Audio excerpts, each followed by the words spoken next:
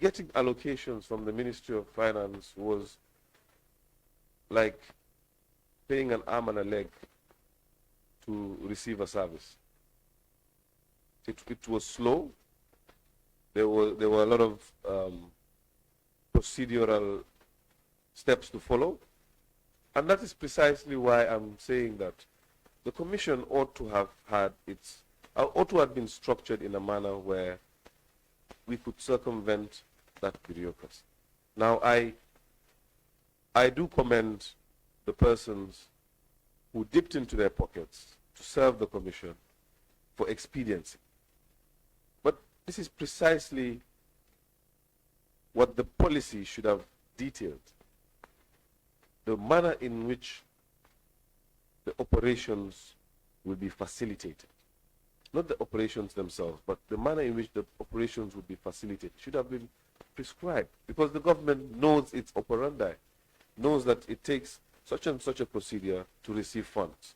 So if it will take 5 days for the Ministry of Justice to receive it, it will probably take 10 days under that current regime, or rather system, or the setup of the Commission, to receive a bottle of water. Just two quick comments in reaction. First was that, again, I would refer to the duration of the commission, which was a 3-month commission initially. So we have to bear that in mind. That's first. And second, I do not want to go far into this, but maybe you need someone who works in the Accountant General's department to perhaps explain to you how there was an IFMIS system which was applicable to certain entities and not applicable to others. So with a 3-month ad hoc commission, I'm not sure whether they could have had a self-accounting process. I don't know, but that perhaps could be something that you can look into further. But I know that the IFMIS system created certain parameters for certain entities. I will do you one better. I will turn my head to the right, to the Honorable Mbo, who is well acquainted with these systems. And perhaps, if the chair could permit, Honorable Mbo could weigh in on this issue, so that we are well guided in our next steps. Yes, thank you very much. Yes, you know, the IFMIS system actually is the central government accounting system that government institutions are supposed to use.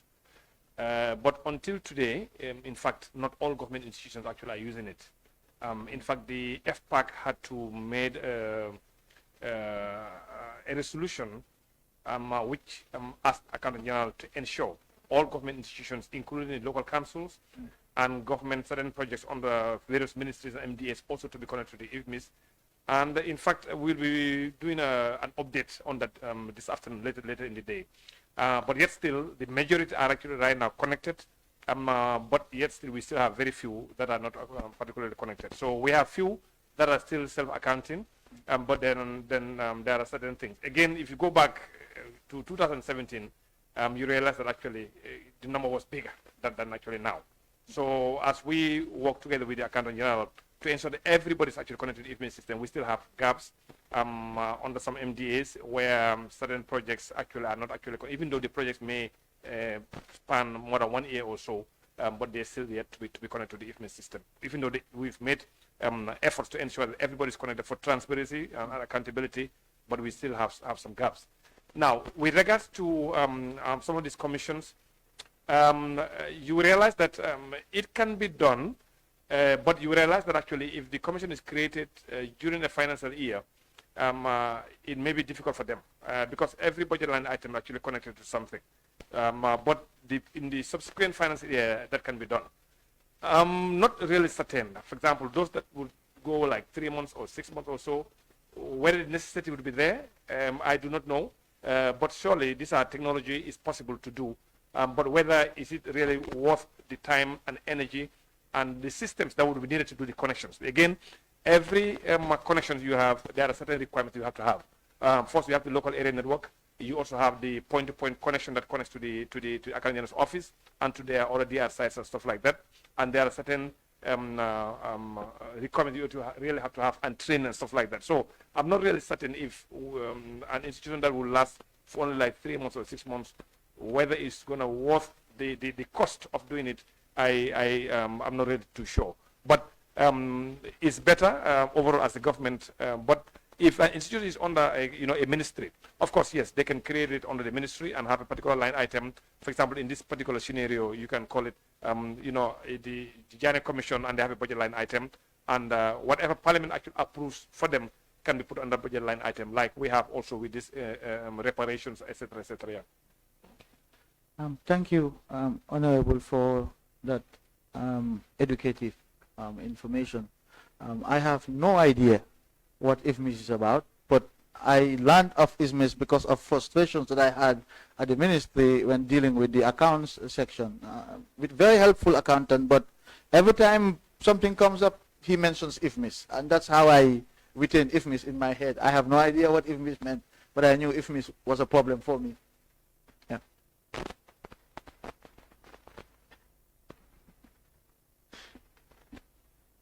So in your view, did the dependence on the ministry create delays in the work of the commission? Yes, to give you a straight answer, but notwithstanding, we try to mitigate those delays by intervening personally at various levels, and I know that lead counsel did so, and I can tell you I did so myself as well in some cases. Yeah. And it's that level of interaction that, of course, you cannot entirely cut off the commission from the Ministry of Justice, especially, but there's a certain degree of interaction, whether for financial purposes, administrative purposes, and or operational purposes, that should have been frowned upon. And I'll put it to you as a last resort on this issue, that perhaps if the commission were set up to run on their own, I mean, the costing for 3 months, I'm sure, would be an easy endeavor to ascertain. Perhaps they would have worked a bit faster, they would have worked a bit more effective, and it would have been seen to be independent through and through by the public, by the government, and the international world. But, Counsel, that was indeed the case. The Commission was seen through and through as independent. I have said to you that when we had outsiders visit this country, I mentioned the Ford Foundation to you, they were so impressed with the structure of the Commission in terms of its independence and detachment from central government, that they thought other countries in the sub-region should emulate this kind of setup. So here we have a third party who has no interest in the functioning of the Commission give us their feedback as to the independence of the Commission. I am telling you that as Attorney General at the time, I was very satisfied with the functional independence of the Commission. And I think you should, again, I'll repeat this, you should ask the Secretary who was there, or any of the commissioners, or indeed lead counsel, if ever there was any attempt by certainly the Minister of Justice to interfere with their independence. And I can guarantee that they will tell you no.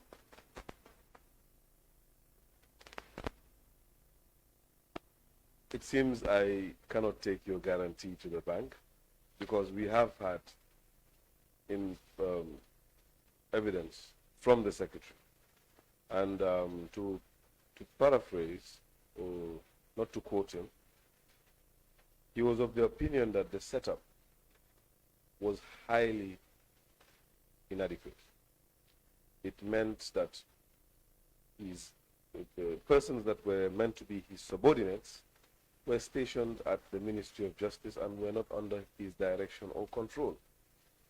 He said that it was it was extremely difficult to receive services, to receive products when the need arrives. But you see, Counsel, my guarantee is different from your statement now. My guarantee is whether they will tell you that there was any attempt to interfere. Now, that's different from the adequacy of the support that they were getting. But I am sure the Secretary himself will not tell you that I or the Solicitor General or other senior management staff at the ministry ever attempted to even interfere with his work or the work of the Commission. And I invite you to extend that inquiry to all other members of the Commission and to lead counsel. That's one. Two, as I said, this is government. This is how government operates. There were frustrations, certainly. There were frustrations in my ministry. Why did I just mention IFMIS? So this, unfortunately, this is the reality that we lived in.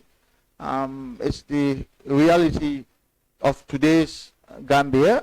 Government never has enough, and so ministry struggle to carry out their work.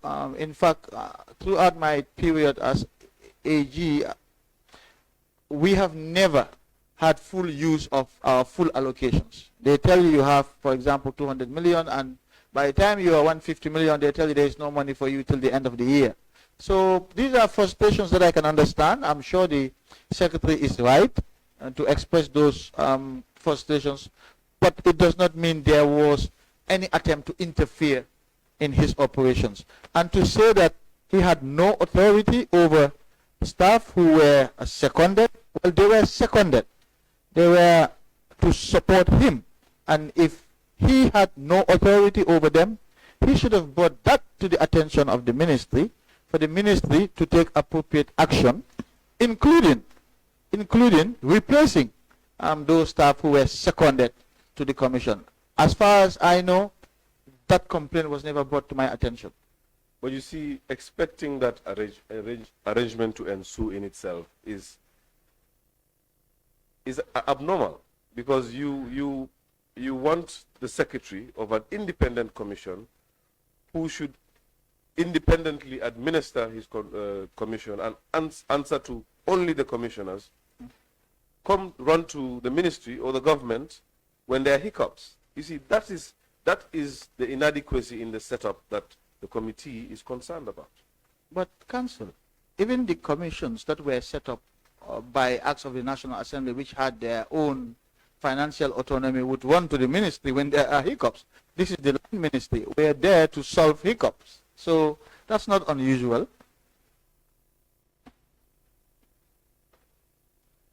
Mr. Tambadou, I would insist that that is an unusual arrangement. But this is an independent body that should be able to determine its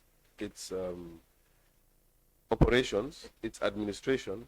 Now, if you tell me that they can come to the ministry for assistance, yes, but not for the ministry to solve every single problem, from procurement to hiring of staff. Don't you see that in itself makes the commission dependent on the Ministry of Justice? I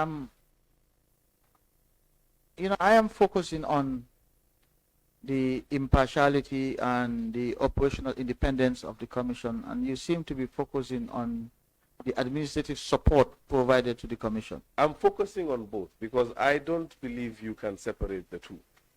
You're calling into question the integrity of the commissioners and lead counsel and the secretary. Did the secretary complain that there was interference in his independence?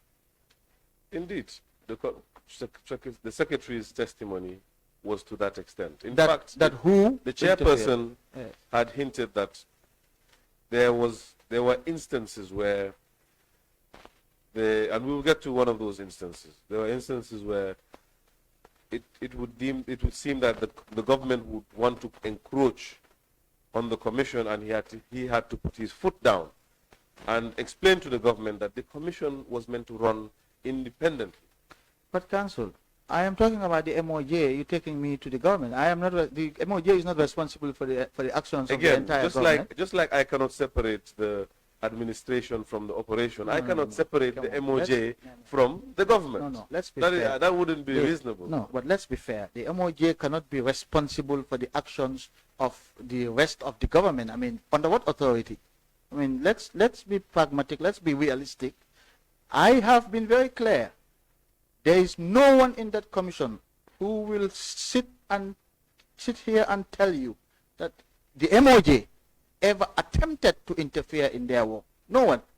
And so far you haven't. But you have told me instances where other members of the government, I mean, we are not in charge of other members of the government. How can we wouldn't even know that other members of the government are about to do something, let alone to stop or prevent it. So I can only speak to the MOJ, and I think it's only fair if you ask me about the MOJ so that I can respond to you about the MOJ. Counsel. Please, could we stand down for 10 minutes and allow members to go to the chambers and come back? We need to get up the quorum and come back again, please.